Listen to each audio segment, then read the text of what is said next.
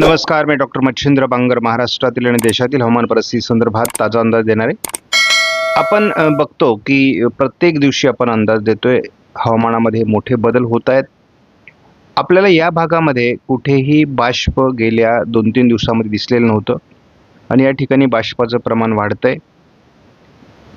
बंगालच्या उपसागरामध्ये देखील बाष्पाचे प्रमाण वाढतंय आणि महाराष्ट्रामध्ये 17 तारखेपासून स्थानिक पावसाच्या घटना घडतील असा आपला अंदाज होता आणि त्या पद्धतीने महाराष्ट्रामध्ये स्थानिक पाऊस पडतोय. काल जळगाव जिल्ह्यामध्ये, अहिल्यानगरमध्ये ठिकठिकाणी पाऊस पडलेला आहे, परंतु त्याचं प्रमाण अतिशय त्रोटक आहे.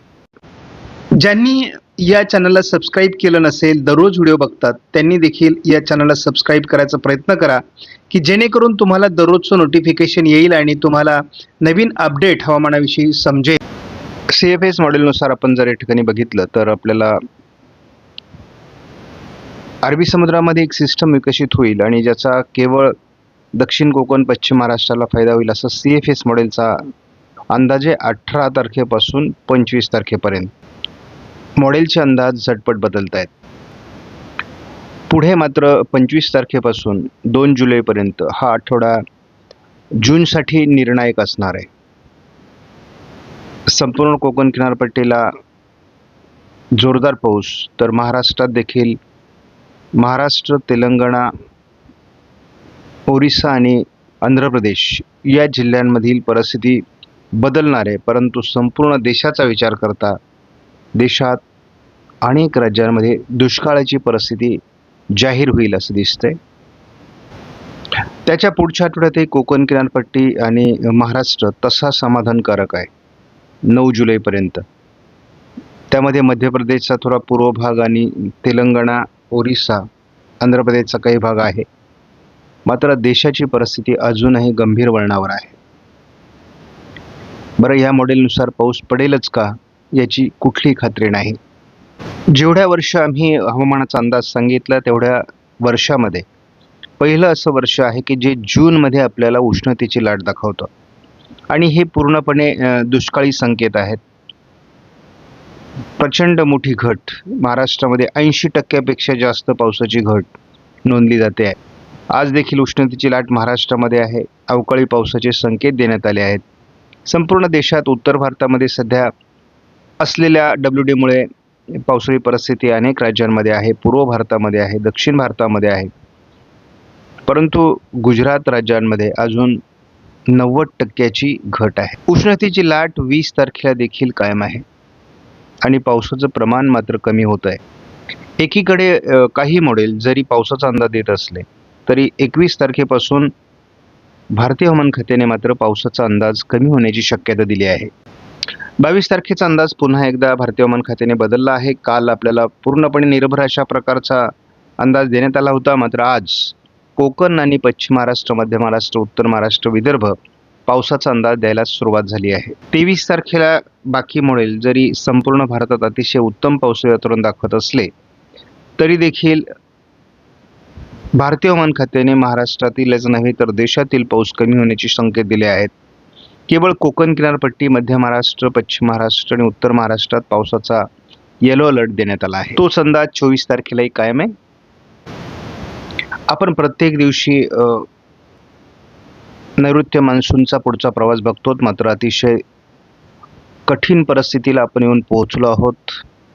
जवळपास 11 दिवसापेक्षा जास्त काळ आपल्याला पश्चिम किनारपट्टीची शाखा ही मान्सूनची थांबलेली आहे. 7-8 दिवस जवळपास पूर्व शाखा थांबलेली आहे. पुढचा प्रवास कधी होणार तर साधारण याला पुढील म्हणजे आता आज 19 तारीख आहे, 22, 23, 24, 25 तारखेला याचा प्रवास सुरू होईल आणि मग अगदी शेवटचे 5 दिवस अतिशय महत्त्वाचे असणार आहे, निर्णायक असणार आहे.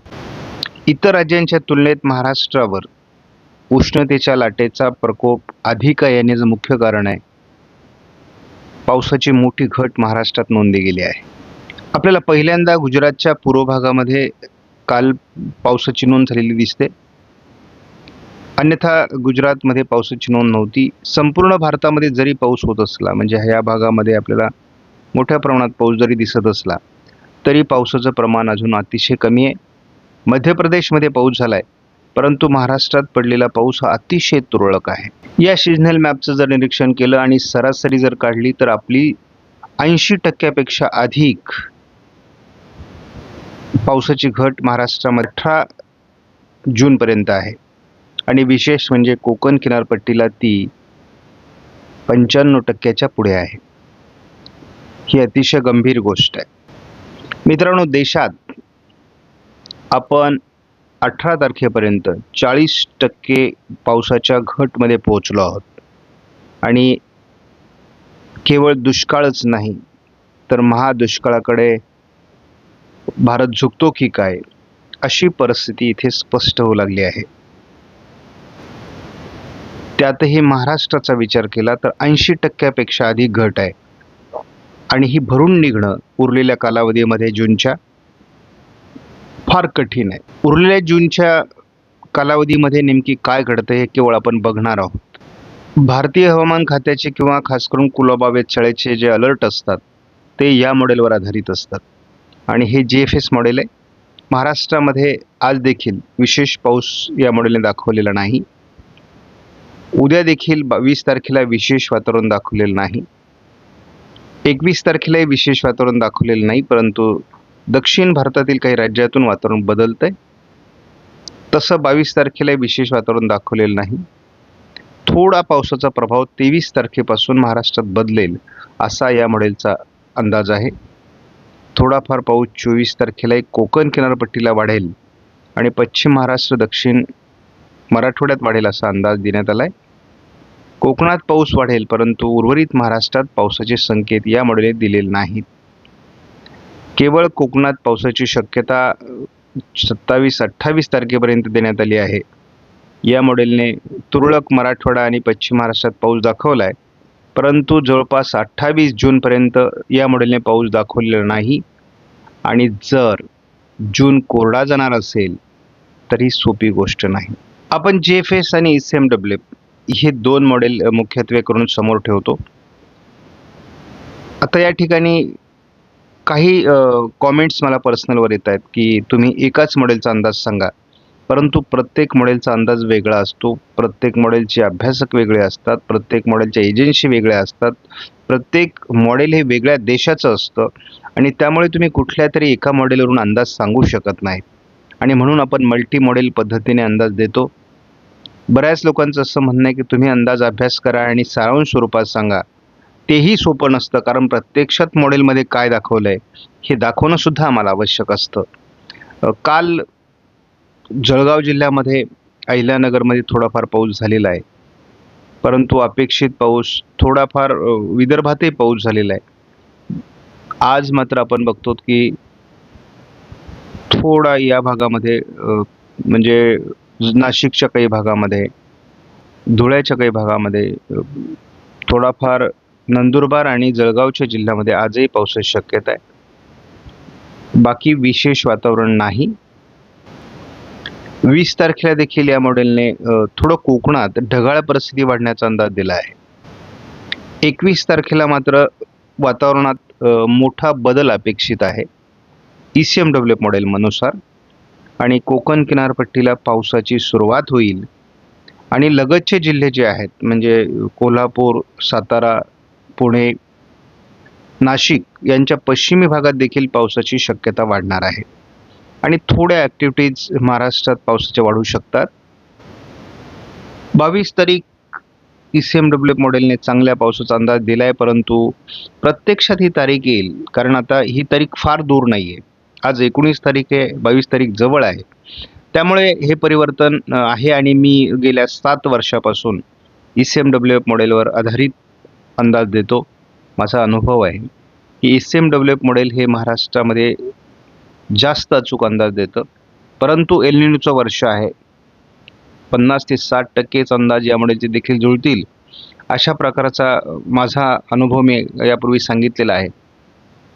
परंतु अतिशय चांगल्या प्रकारचा पाऊस आपल्याला 22 तारखेपासून या मॉडेलने दाखवलेला आहे. 23 तारखेला देखील महाराष्ट्रात अनेक विभागात जोरदार पाऊस, तर मुसळधार पाऊस कोकण किनारपट्टीला 23ला होईल असा या मॉडेलचा अंदाज आहे आणि हा आपला यावर्षीचा महत्त्वाचा अनुभव असणार आहे. 24 तारखेला देखील मराठवाडा आणि कोकण, विदर्भ असं पावसाळी वातावरण आहे. 25 तारखेलाही पश्चिम महाराष्ट्र, दक्षिण मराठवाडा, विदर्भातील काही जिल्हे आणि कोकण असं पावसाळी वातावरण राहण्याची शक्यता आहे. आणि विशेष म्हणजे हा पाऊस उत्तर महाराष्ट्रापर्यंत सक्रिय असण्याची शक्यता आहे. 26 तारखेला देखील आपल्याला मोठ्या प्रमाणात पावसाचं वातावरण दिसतंय, परंतु काल ज्या कमी दाबामुळे आपल्याला महाराष्ट्रात मुसळधार पाऊस दाखवला जातोय, ती 27 तारीख होती. त्याचं आपण बघूयात. आजही ते कमी दाबाचं वातावरण दाखवलं जातंय, परंतु कालच्या तुलनेत आज त्याचा प्रभाव कमी आहे. आणि त्यामुळे ही गोष्ट लक्षात घ्या की अंदाज मॉडेलचे प्रचंड प्रमाणात बदलत आहेत. एल्निनोचं वर्ष आहे आणि हे आपल्याला तापदायक ठरण्याची शक्यता आपण या ठिकाणी बघतोच. 27-28 तारखेला देखील जो काल अंदाज होता तो आज नाही. त्यामुळे मॉडेलचे मोठे अंदाज बदलत आहेत आणि शेवटी काय घडेल हे प्रत्यक्षात आपण अनुभवणार आहोत. 29ला आपण बघतो पावसाचं प्रमाण तसं कमी होते महाराष्ट्रामध्ये. हा कमी दाब महाराष्ट्रात तेवढा टिकणार नाही अशी पद्धतीची परिस्थिती आहे. आणि पुन्हा एकदा 30 तारखेपासून पावसात घट दिसते. केवळ कोकणात पाऊस आहे.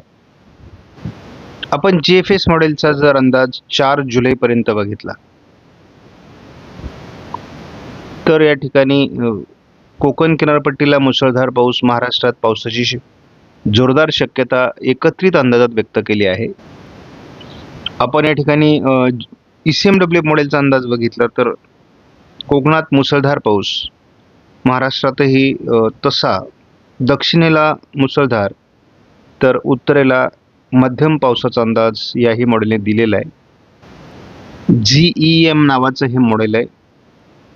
वेदर आणि रडार साठी हे वापरलं जातं.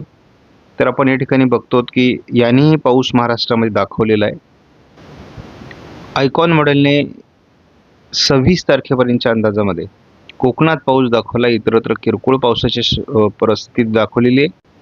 आपण कुठल्याही मॉडेलचा अंदाज घेतला, कितीही मॉडेलचा अंदाज घेतला, पाऊस दाखवतोय, परंतु प्रत्यक्षात किती पाऊस पडणार ही मात्र यावर्षी एल्निनोच्या कालावधीमध्ये मोठी शंका आहे. आता करंट सिच्युएशनमध्ये आपण जर बघितलं तर विदर्भाच्या पूर्व टोकाला थोडं सकाळी देखील पावसाळी वातावरण आहे.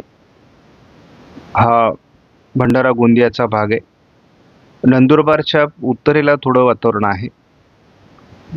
तसं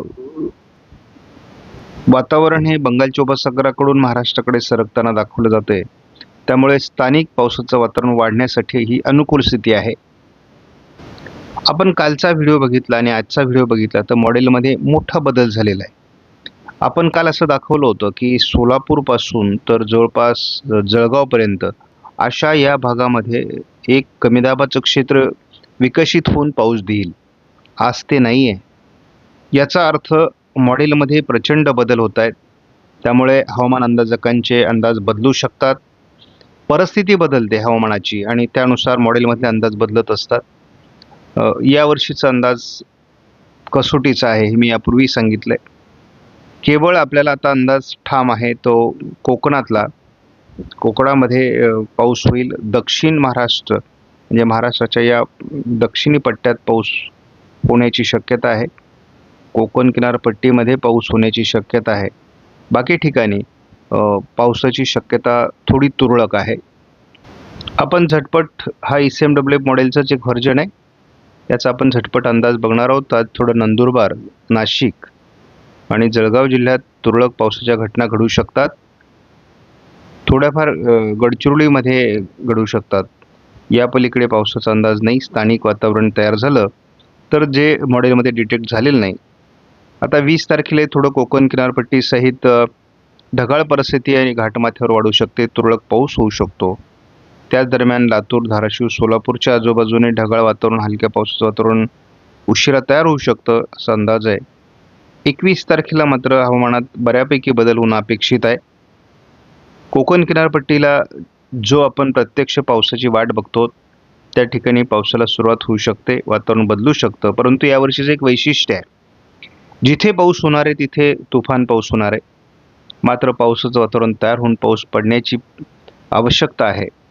आपण प्रत्यक्ष असमान वितरण यावर्षी पावसाचं राहील हे आपण वेळोवेळी सांगत आलो आहोत.